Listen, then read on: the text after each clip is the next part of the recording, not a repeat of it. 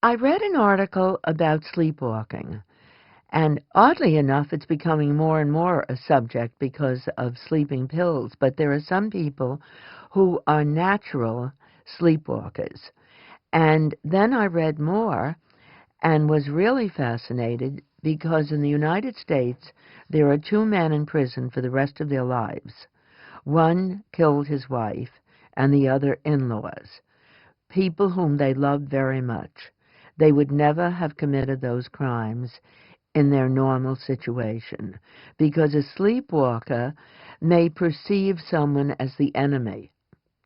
In Canada, there are two men who were acquitted in the same kind of crime because the court felt they would never have committed those crimes if they had been in full possession of their faculties.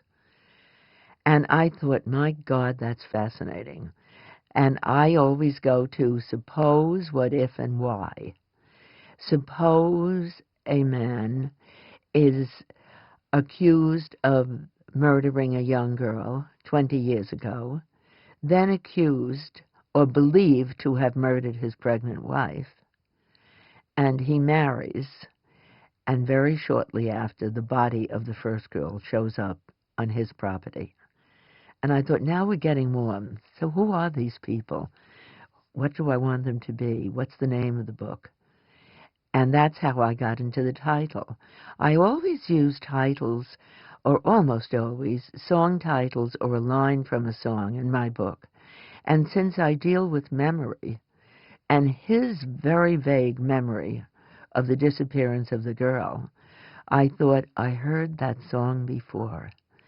It resonated with me. And then I thought it will play into the memory of the young woman who becomes his wife. She's 28 to his 42. He's very, very wealthy, in the biggest house in town, in the Carrington Mansion. And I thought it shouldn't be just a house. It ought to be a house with a history. It had been in Wales, built in Wales, in the 1600s. It even had a priest room, because when Queen Elizabeth went back to the throne and when Oliver Cromwell was there, they started to get rid of the Catholics because they felt they were against the throne.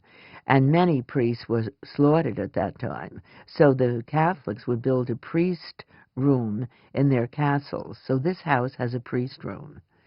And the little girl, 6 years old, sneaks up because she wants to see it. Her father is the landscaper.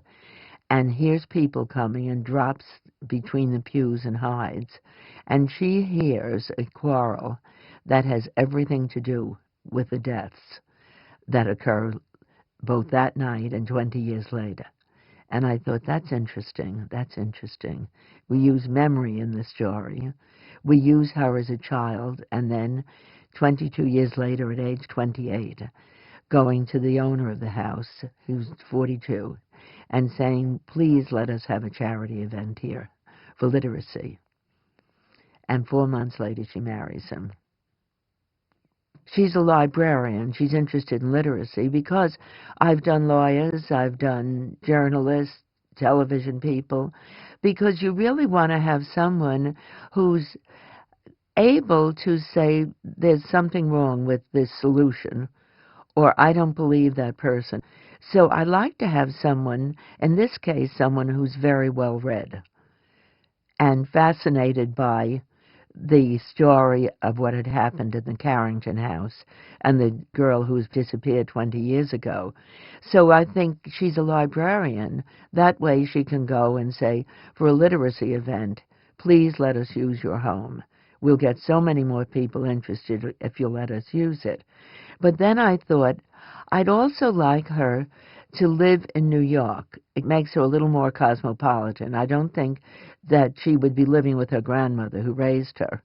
So she's got her own little digs in New York. And actually, I borrowed the apartment of a friend of mine who has this marvelous small apartment in the West Side. And I thought that's good because it opens her up to having great interest in the theater, having a boyfriend who wasn't that serious. Neither one of them were that serious about each other. And then she falls madly in love with Peter Carrington. And also I chose Englewood, New Jersey, because I've always been fascinated by it. It's where the Lindbergh family lived. And from the time I was a little kid, I was hearing about the Lindbergh baby, the golden child of the world's most famous man. His first baby was kidnapped and then found dead. And if only they had gone back to Englewood that night, where there was a lot of help and a lot of protection, instead of staying overnight in Hopewell, New Jersey, at their new country home, the baby might still be now an 80-year-old man. So there was something like that.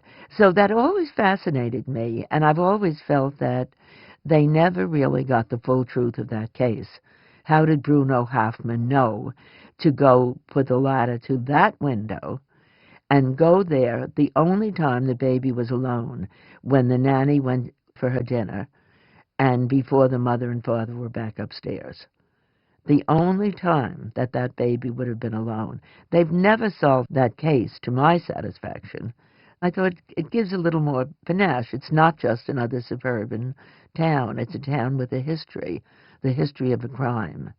And now the second crime, the disappearance of the ambassador's daughter, is the second crime that has been left open for answers for 20 years.